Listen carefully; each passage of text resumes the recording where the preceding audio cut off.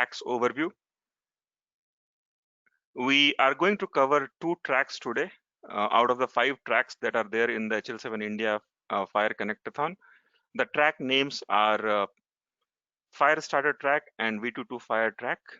We have with us the track leads from the tracks who will talk to us about the tracks themselves and give us more information about the tracks. In the meanwhile, if you have any questions in particular about the tracks, it would be good if you can put those questions in the chat and then we can pick those up when the time comes. So we will go ahead with the introduction to the tracks and the discussions. We will have Q&A towards the end of the session. So we will have some free question and answers towards the end. So hold on your questions, put it in the chat, and when the time comes, we will ask those questions to the panelist. So with this, I introduce the panel for the discussion today. Aditya Joshi. Aditya Joshi has 11 years of experience in healthcare IT with extensive work done on HL7 and Fire. He is a senior tutor at HL7.org and he is a member of EAC at HL7 International. He is also the chair education committee at HL7 India. He is an HL7 SME and a trainer at Curisant Private Limited. So Aditya Joshi is a well-known name in the training circles on HL7 and Fire. Our next panelist is Mr. Vaku Jose Chetalan. He is a member of HL7 India Technical Committee and a product manager at Philips. He has 20 years of experience in healthcare, cloud solutions, and embedded software, with the last 4 years working extensively in fire and interoperability area. These 2 gentlemen are the track leads for the Fire Starter track. Next, we introduce Mr. Amit Palaria. Amit Palaria is the integration manager at 314E Corporation. He has about 10 years of experience in healthcare interoperability domain. First, working for a major EMR vendor in the US and then consulting in the various clients across US. He also has a PhD degree from Purdue University. Welcome, Amrit. And the last panelist that I want to introduce is Mr. Ravi Atmanathan. Ravi is a product architect at Philips IntelliBridge Enterprise solution at Philips. He has 14 years of experience in healthcare interoperability. He has worked extensively in the last 4 years on HL7 V2 to Fire conversion from STU2 to R4 versions. So he has extensive knowledge and hands-on experience on V2 to Fire conversions and Fire to V2 conversions. So welcome all, welcome panelists. Thank you for joining the webinar today. With this, I hand over the mic to Aditya. Aditya, if you can walk us over through the Fire Starter track, that will be great. Sure, Satyam. Thank you so much, Satyam, and welcome everyone for today's session. Before we begin, I would like to tell you that session is more about making you aware related about the 2 tracks. One is Fire Starter track, another is V22 Fire track. So we'll walk you through what is going to be there in each of the tracks, what you can learn over there, what you can take, what would be the outcomes, objectives, and how we will do and what we will do over the tracks. So this will give you a good perspective and give you a good idea about each of the tracks, and you can prepare yourself to join these tracks. On that note, let me start on HL7 India Fire Connectathon Fire Starter track. So this is about the Fire Starter track. See, a very famous quote is mentioned here, and that's what our intent is. This tell me, I forget, teach me, I may remember, involve me, and I learn. And this is what we are going to focus. That is, involve me and I learn. So this is more of learning by doing. There will be, you can say, practical hands-on things which you will be doing for almost 2 days, and you will, in the process itself, you will learn a lot. Okay, it's not like a formal training, but doing a lot of exercises, by going through the fire specifications, you will find that you have gained a lot of knowledge on this particular through this track. Okay, on the fire specification. And that is where the very important part we have mentioned is no prior knowledge. See, the whole point of having this track is for the starters. So even if you have no idea about fire, that's perfectly fine. We are there to tell you what is fire, and while you are doing or solving the use cases or assignments, gradually you will understand more about the fire. Okay, the intent is to tell you about entire fire ecosystem. That is like the meaning of REST API, or the meaning of fire resources, or what is server client. So basically touching upon the ecosystem. And we will be using latest fire version, which is R4. As of now, that's the latest version. So what you can really learn from this entire track, you can get the entire fire understanding. That is, what is the fire, how we go to the fire specification, what is the concept of resources, what is the concept of REST API, and most importantly, what we have come up is there are workflows. There are some scenarios we have designed specifically to teach you that how fire can solve your interoperability scenarios, interoperability workflows. Okay, so doing those various scenarios, so it's a story, and going through that entire story, going through that entire workflow, you will understand and you can correlate. And this is going to be very interesting and good learning point even for people who say that I'm a clinical person or business analyst or maybe a testing person, who, I mean, maybe you are not going to write the code. That's okay, that's perfectly fine. With every standard there, we always need people who are functional as well as technical. So it doesn't matter you are a functional person or technical person, still you can jump on this track and you can get your hands dirty and you can try to learn things. So by solving those workflows, you will have more idea about how fire resources can be utilized, what resources can be utilized for what various different purposes. Okay, and that would be something which is going to be interesting for all the audience. Who can join? Literally anyone. There is nothing like, oh, I can join or you can join. Anyone, either you are a technical person, functional person, even clinical person. Even if you think that I'm a doctor, I'm a purely clinical person, can I still jump? Yes, definitely, and you will learn on this particular track. Okay, so that's a basic idea about fire starter track. What we are going to do in this track, so this is a summary. We encourage you to go to Confluence and read more about it. We will be continuously updating the Confluence pages, so we encourage everyone to go and basically go through the tracks, go through each of the tracks and understand what each of the tracks is going to offer you. What we are going to offer here is, we will start with fire in action right away. So understand, this is not like we are spoon feeding you or teaching your friend. You are going to learn, but by doing the things by yourself. Okay, so here, what how it's going to work is basically you will have you will start directly with working with patient resources, and we will directly give you the use cases where you have to work with patient resource using fire REST API.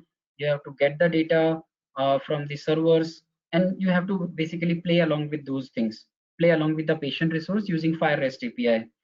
Okay, and then we will jump to next thing where we will talk about fire ecosystem, we will talk about resources, and this is going to be very useful thing to anyone who wants to learn fire. The most basic concept you can really learn in fire is resources. So that's where we will introduce you to the resources concept. What are the resources? Intent is not to basically teach you everything about the resource, but intent is to make you aware the concept of resource and what resources are there, so that next time you can yourself jump into specification and try to figure out which resource will help you and how to work on any particular resource. And here you will have a quiz also. Then we will also do a deep dive on extension framework. We will talk about constraining the resources and more about constraining. The whole concept of constraining is profiling. That's all something you can learn there in profiling track.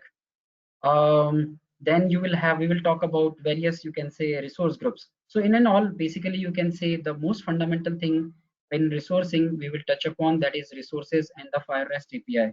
And these are the various scenarios.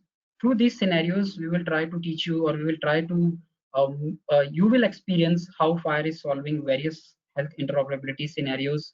Okay, how FHIR is solving use case for scheduling or patient registration to the claims. And then there is some advanced topics and a little introduction on Smart on FHIR.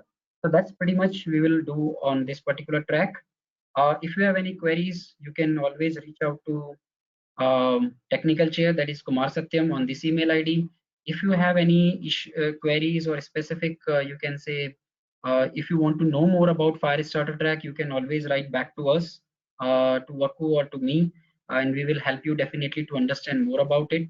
But yeah, in nutshell, it's more about learning by doing. So we will do a lot of hands-on thing. The entire 2 days will have small sessions also, like some sessions regarding where people will talk about some specific use cases, or maybe how to write a REST client using .NET API. So some technical or some different sessions would be there, but pretty much it is open to everyone. If you have not worked on FHIR ever, that's completely fine. We are there to tell you how to jump or how to swim in the FHIR specification, starting from resource to REST API, and solving various use cases and understanding how FHIR can really help in your um, help in your this case, solving the healthcare interoperability scenarios. Okay, so I can see Thank you, that. Aditya. Yeah, Yeah, I thank can you, see Aditya, that. for the introduction. Yeah, Yeah. Uh, so I have a question, and this question is about like, what is the idea behind this track, and why this track came into being for this event. So if Vaku, if you can add your thoughts to this, it will be great.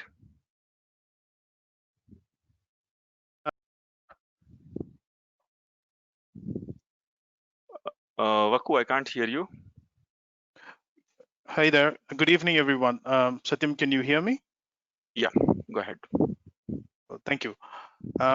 Aditya did explain that we do not have any prior experience in entering this track, but what I want to share over here is that a lot of us who knows or hear about FHIR a lot, but we really have not touched and seen what exactly it is. So this is where you can actually experience how it is about working with FHIR without much prior knowledge over here. So we will make sure everybody who's in this track gets real experience of how to query a FHIR server, how to pull data. And again, remember that this is for everybody. This is not for somebody who's working in FHIR. He can always join, but no prior knowledge is required. And end of the session, we expect the participant to go with a clear ecosystem knowledge of what is in FHIR and how it has been used by the industry. Thank you, Vaku. So thanks for the great introduction. One question that comes to the mind is, what would a marketing or an executive get out of this track?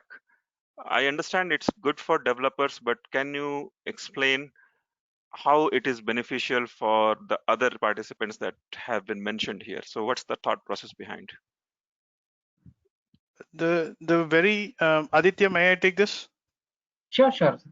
Yeah. So the very intent of this track also, Satyam, the question resonates the intent of the track, because in industry we have this buzzword, and we know that all healthcare is moving towards standardization, and FHIR is something which has been picked up. So everybody needs to speak the same language. If I may say, it would be FHIR in lots of conversations. So this helps anybody, be it a physician, be it a marketeer who wants to be in the space and to understand the interoperability landscape. And this is a place where they can be.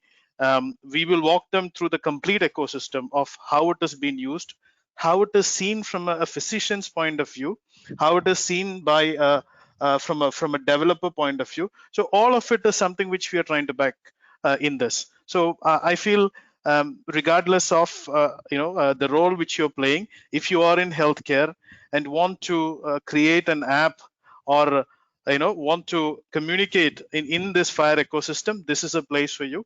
And you will go back with that minimum knowledge, and the depth of it is which is left to all of us to go and explore.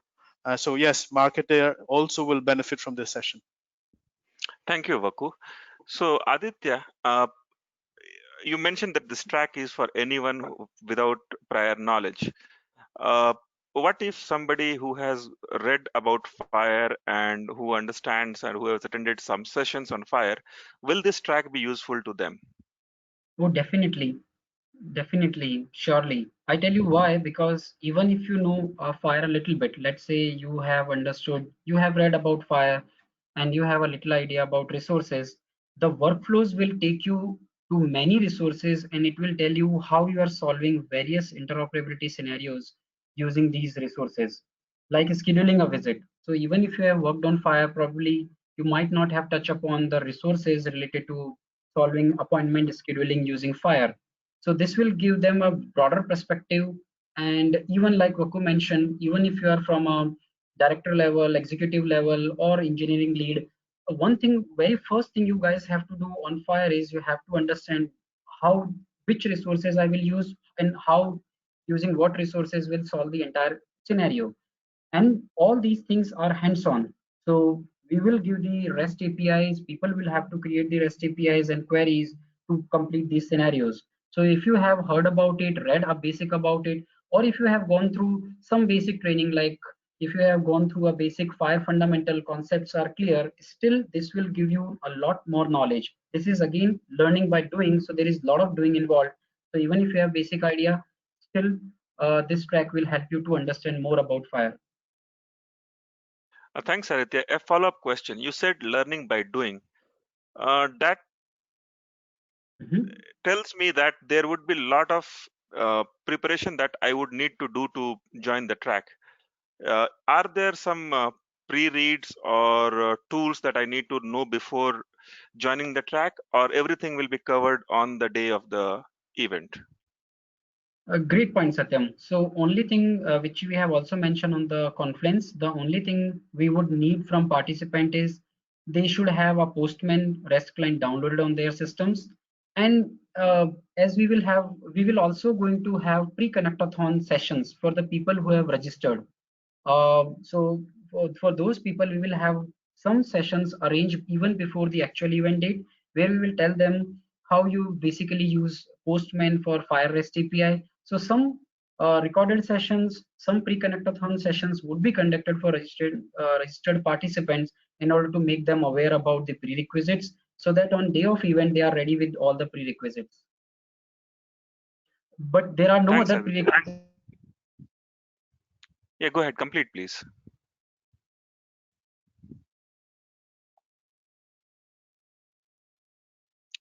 Yeah, and thank you, Aditya. So if I can summarize, this track is for anyone who wants to get onto fire. And it's not a training as such, but it's a learning by doing session, right? And Correct. anyone who gets in here gets a practical hands-on experience on what fire actually is.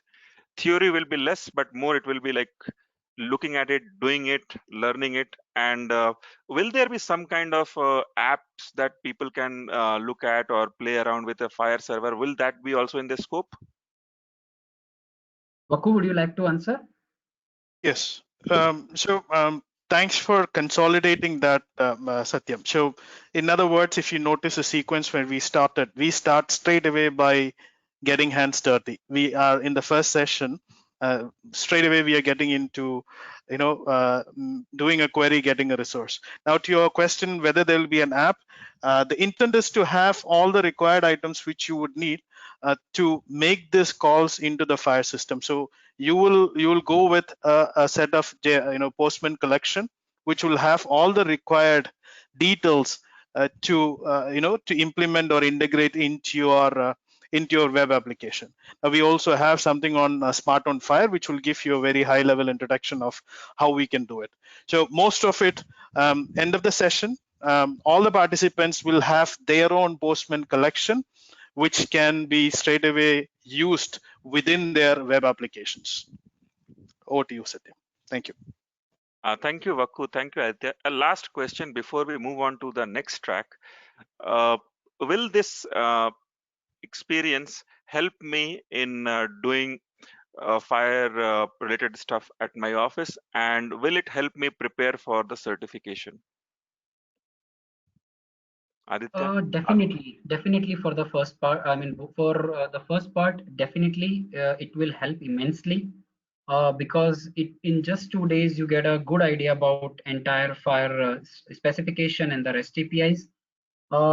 And this is for certification thing. Certification needs a lot of learning, and for that someone would have to go, you can say, more rigorous training or more rigorous study.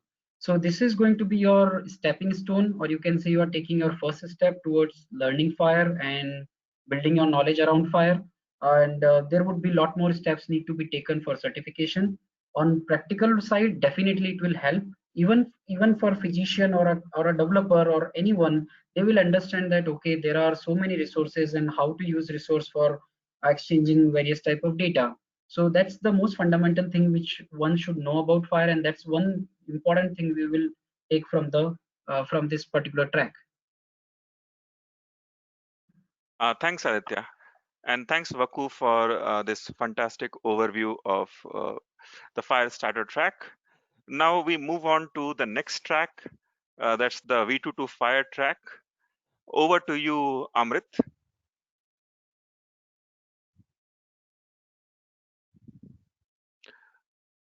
Amrit, are you there?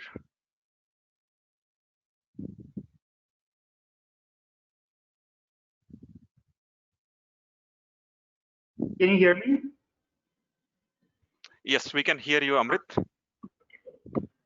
You are the presenter now, Amrit. Yeah. All right. Can you see my screen? Yes, we can see your screen. All right.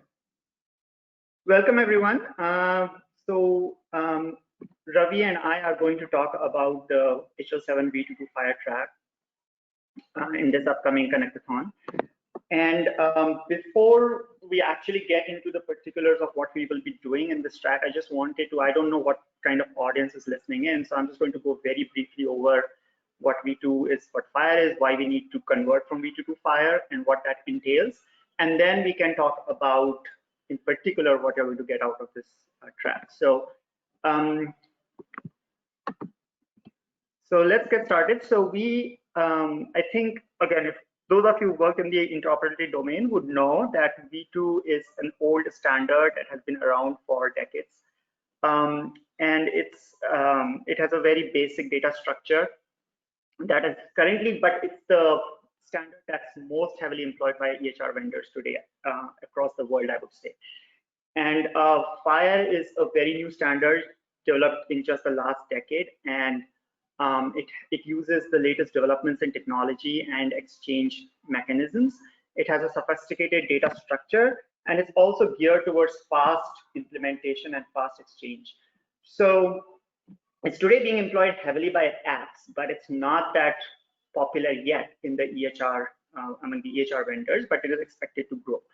So since all the existing interfaces today are using V2, there is an obvious need for, especially among the vendors, to say, is there a way to go directly from V2 to FHIR instead of them having to rewrite their whole database? So the question is, fine, we're saying we go from V2 to FHIR, but what will it require, right? What is it going to involve? So this is just a schema showing you what it means to go from V2 to FHIR. So let's say we have different message types in V2, and then we have what we call resources in FHIR. So what we are going to do is we have data elements in V2 messages that we are going to figure out where they need to go in the FHIR resources and to which data element in FHIR. So that's basically what we mean when we say we are going to do V2 to FHIR mapping. And this is just showing, I think most of the people who have worked again in the integration domain would know what a V2 message looks like. And FHIR resources look more like, well, this one is showing JSON structure. You can also have XML structure, but they are either JSON, XML, or RDF. So again, this is showing that you have an ADT message in V2. You have to figure out where this message, the data in this message needs to fall in the FHIR resources. And in this particular example, you're seeing that one ADT message needs, some of the data is going to go into the patient resource and some is going to go into the encounter resource. So that's the background. So that's what this track is about. It's about these mappings from V2 data to FHIR data. So what are we going to accomplish in this track? What are we trying to do here? So the HL7 community has been working on developing some standard mappings from between V2 and FHIR. And those mappings are available. They are not fully developed. They are still a work in progress, but they are already there. So one of the contributions that we can make, and especially if we are from the integration domain and have experience with V2, what we can do is we can take those mappings, go from V2 messages to FHIR sources and test them out and see if those mappings really work. And do they work for all the different use cases that are possible out there? For example, if it's a results message, can we do just a lab result translation? Can we also do a micro biology message result translation using the same mappings, right? So that's basically, so we're trying to figure out some standard mappings that will work across use cases. So in this track, by participating in this track, the participants get to contribute to the community, to the broad FHIR community by testing out those standard mappings that are already out there. And beyond that, we can use for this testing, the participants can use sample messages, or they can actually have their own real messages from their workplace, perhaps, that they can test these mappings on, and then they can say, and then they can report on the outcomes. So that's one of the objectives here. The other objective also is, so as I said, this mappings is still a work in progress. If somebody has Pinterest, say, for doing a mapping for documents and it's not there, say a PDF document mapping, let's say, is not there, then, and they want to develop mapping for that, I think we are welcome to work on that via this track as well. So it's again a great opportunity to contribute by adding to those mappings that are out there. Great. So what is going to be in this track? What are the participants of this track going to get out of it? I think we have already heard about the best way to learn is by doing. So even if you're new to FHIR, most of you would know the V2. So if you know V2 and you understand V2, but you don't understand FHIR, when you see this translation happening between V2 and FHIR, that's going to help you understand FHIR better. So that's definitely, so if you're a learner, definitely helps you. And as I already mentioned, if you are going to participate in the track, you're going to contribute to the FHIR community, and FHIR is actually based on community. So it's a very important part of the FHIR standard. Obviously the third, because this is a meeting, this is a connecting event, you also get to collaborate with your counterparts in other organizations. All right, so let's say you like all whatever I said until now. Now the next question is, can you join this track? You don't know FHIR, right? So you don't know anything about FHIR. Maybe you've heard about FHIR. It's the upcoming great thing. It's the next big thing, but you have never really worked with it. So can you still join this track? Yes, you can. So we've actually started this process with some of the participants who are new to this to FHIR, and we have about 2 weeks to get you up to speed. So we're not saying we're going to teach you whole FHIR, the whole gamut of it, but we'll get you ready for the track, so you'll still be able to contribute even if you know nothing about FHIR. And obviously by the end of the track, you will have a good amount of knowledge about FHIR because of the work that you did. And then the other question that might pop up among some participants is, well, I'm good at functional and data analysis, but I'm not that good at programming, because not everybody is a programmer, and there are also people who are programmers but not so good with healthcare data. So either way, though this only talks about people who are, either way, this track will be a great track for you to join. And because, as I said, we are going to talk about mappings. We're going to talk about mappings between data, and that does not require programming. Now, you do need some way to go from from the mappings to the actual resource, to the actual fire structure. And for that, we'll be using a code. So we are also going to show about that, show in this track. So I'm going to pass on to Ravi, who can talk more about that. Okay. Yeah. Go ahead, Ravi. Yeah. So now we have decided to move from, we want to go from V2 to fire. So you need some infrastructure for that. In the rare case that you don't have access to the infrastructure, we have some webinars going to be coming up in the next couple of weeks, which will help you to set up this infrastructure. So what we are looking at is primarily we are looking at you need to have access to an HL7 fire editor.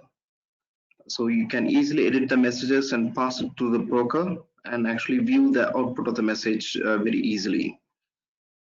You need access to a broker, and even if you don't have access to a broker, we will come up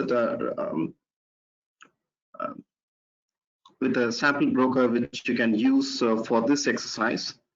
We'll also go through how the internals works a little bit as far as V2 to fire mapping is concerned, to help you to understand, to get you some background behind the design of the solution.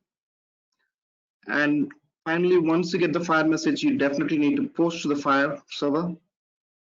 There are standard open fire servers available, so either we can use that or we can also help you to install your own set of fire server. So that's it from our end. Thank you, Ravi. Thank you, Amrit, for this fantastic introduction to V2 to fire. And you also did cover like who should join and what is the prerequisites required, right? So one question, it looks very technical. This track looks very technical, and it's what is there a scope for domain guys, the functional experts who are very good at the domain, to participate? Is there a way they can contribute? Absolutely. So like I said, though there's a technical aspect to it, because there is, and obviously people who are programmers are welcome to join, because they will actually get to learn how to play with this code that Ravi just talked about. But the primary focus of this track is to work with the mappings, and those mappings, really people who understand health data well can really help a lot with those mappings. And it really does not need any programming or any kind of technical knowledge in terms of the technology. They'll just need, of course, and so people who are functional and who have good understanding of healthcare, and they can do a good data analysis, they can understand which data needs to go where. I think that this is a very good track for them. In fact, they can contribute a lot. Ravi, is that? I think it's pretty much covered. So also when we set up the environment, so we'll make sure that you understand how to do the mappings. So the focus is more on the mapping itself rather than on the underlying technology, but you'll get some insights into what is going behind the scenes. Thank you, Amrit and Ravi. So is it all only about mappings, or do we get to see some tools that are actually doing this, or are there any tools which are doing this today? Ravi, you want to take this one? Yeah, so there is no automated mechanism through which we can generate these mappings. So one of the bonus track we are going to focus on is how, if somebody can give, let's say, a HL7 work group comes up with the mapping between V2 to fire, and they give it in form of a configuration. Can we take that configuration, convert it to a mapping through programmatically, and pass a message and do the conversion in real time? Can we do that? That is something also we are focused in this track. Mm-hmm. And one thing I would like to add is that there are currently like 4 or 5 different ways people are implementing this. They are using the structure map resource, which is the fire mapping language. Some people are just doing it via tables, and so there are different ways. And if there are people who are already working for a company that uses a certain method, they are definitely welcome to join the track and use their own method. They don't necessarily, so the method that we are going to present that Ravi talked about is for people who have absolutely, like talked about the analysts or the functional people, and also anybody who is a programmer but has never done this before, so who are totally new to that field. But people, if they have their own way of doing stuff which they use in their company, I mean, they can definitely use their own methods as well. Nobody's stopping them from doing that, and they can use those methods to test out the mappings. Thank you.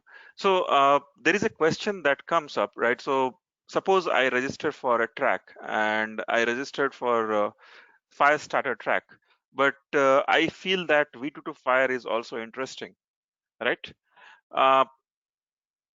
Can I manage both the tracks, joining both the tracks and doing it, or is there some dedicated effort required on this track, which will prevent me from sharing my attention?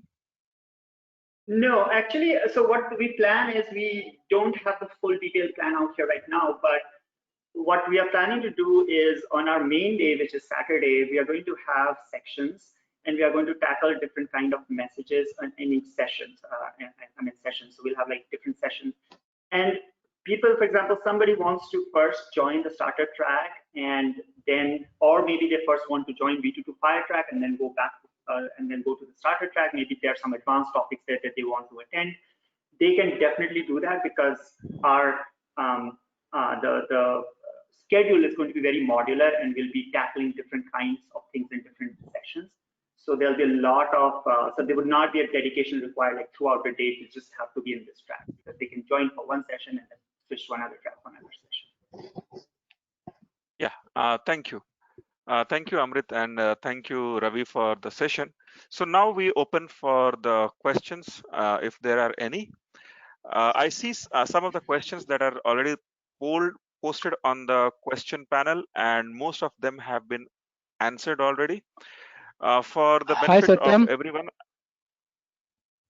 yeah, just a So a couple of things people have asked. First, when we register, do we register for a particular track? See, registration is for the entire event. So when you actually register and do the payment, you are actually registering for the whole event. It's up to you which event you want to join. It's up to your bandwidth.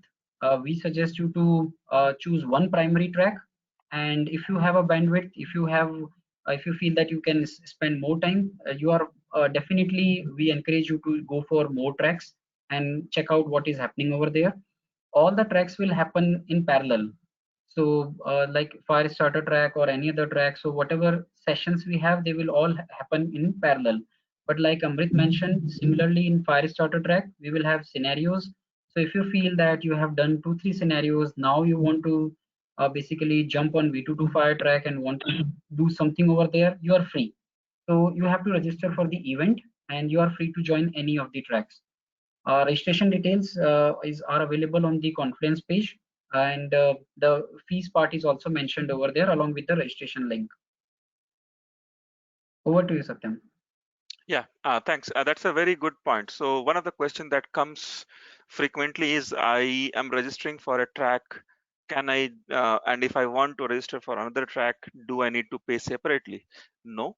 What you are paying is for the Connectathon, not for the tracks.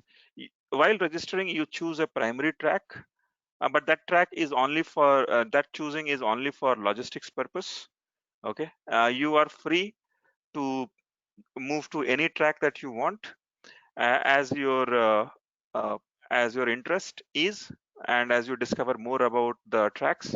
So that's not there. So you pay for the event, as Aditya mentioned, and you are free to move around the tracks.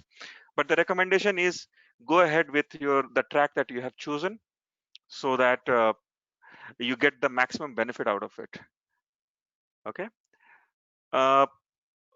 One question that came was, am I going to receive certificates? Yeah, so you will get a participation certificate from HL7 India at the end of the Connectathon. So if you participate on Friday, Saturday, and Sunday, you get the participation certificate. Okay. Then there was a question about how many hours training will be there. So there is no training as such. There is no formal training. Everything is learning by doing. And each of the tracks details will be published on the Confluence page. We request you to go and have a look at the Confluence. So Confluence will be the source of truth, and it will change very frequently as we are updating it. Okay. And then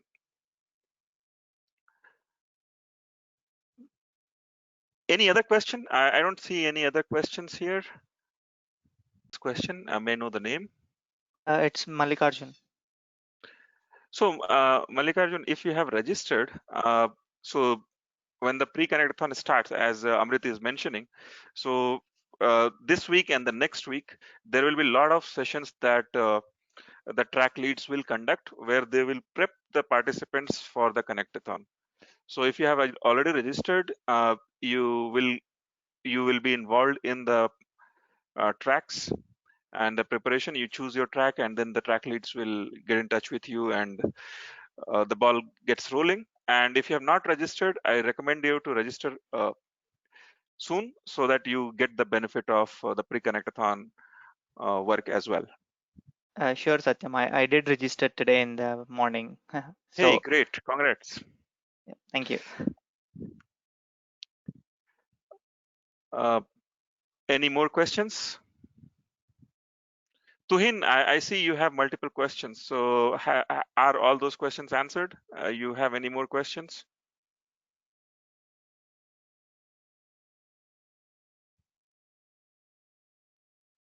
Okay. Fine. We'll wait for a few more minutes. If you have any more questions, we'll answer. Else we'll close the call. Satyam, Raj here. Yeah, Raj, go ahead. Yeah, so how we are handling MU concept in a fire actually. Currently, we used to generate number of reports in our like different system to for meaningful use, and Mhm. how we are going to handle in a fire resource. Because I right now what I understand if we are receiving a fire resource, we are going to store in a fire server, and if someone want they can query our server and they will get the report like a resource back, and they can view the data in their system. But what about the report generation? Like currently we are providing like MU3 reports uh, to clients. Okay, I'll answer that question, but I'll see if Aditya or Vaku, if you guys are still there, can you take this question? Sure, Satyam, if you please repeat it quickly. So the question is about the meaningful use reports that get generated. Okay, what is the mechanism of generating meaningful use reports using FHIR? The first thing, MU has not basically made it mandatory to use FHIR. MU3 criteria is saying that there should be a RESTful API, and FHIR fits it over there. So how people are actually achieving is this using the FHIR standard API, like they are going for DaVinci profiles in pair provider interaction, then they are going for Argonet profile for general, all the type of various data what you can exchange. So like if you go to Argonet profile, it talks about resources and the APIs. So how you actually achieve is by reaching to a profile level, by reaching to a common ground on interoperability. So we will exchange patient, but these are the restrictions. So in US, it is more of Argonet profile, and that's where we encourage people to join HL7 India one more track, which is FHIR profiling, which is meant for specifically to solve Indian healthcare interoperability scenarios. Yeah, so that, I mean, that's pretty much, I mean, I just on high level I wanted to cover. Yeah, thanks, Aditya. So to answer your question and just to add to Aditya, so first of all, this question is a little bit off track to the topic that we are discussing today.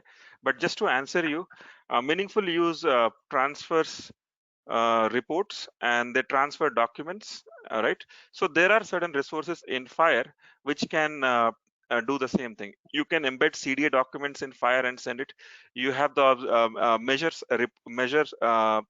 measure report and measure summary resources which can actually do the same thing that meaningful use wants and send it. So there are resources and there are mechanisms through which you can achieve the requirements of meaningful use.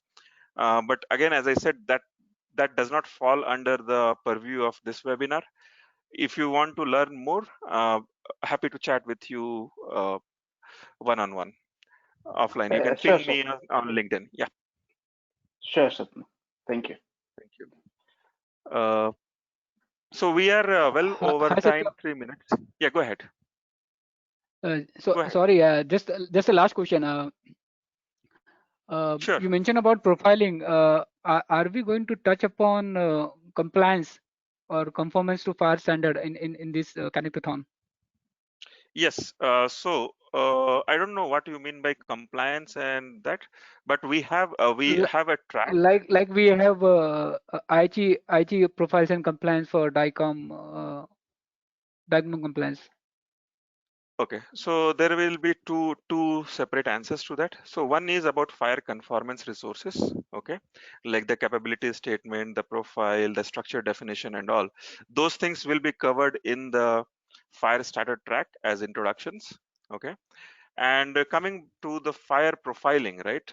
Like how do you create a specific profile for a specific use case, right? That there is a specific, there is a dedicated track for that is called Fire India profiling track, where what we are doing is we are taking the uh, resources that are defined in fire and which are applicable, which are recommended for Indian context, and then we are profiling them for Indian use case. So that's a subject for our next webinar, where we introduce you to the next tracks, and that is the Fire India profiling track.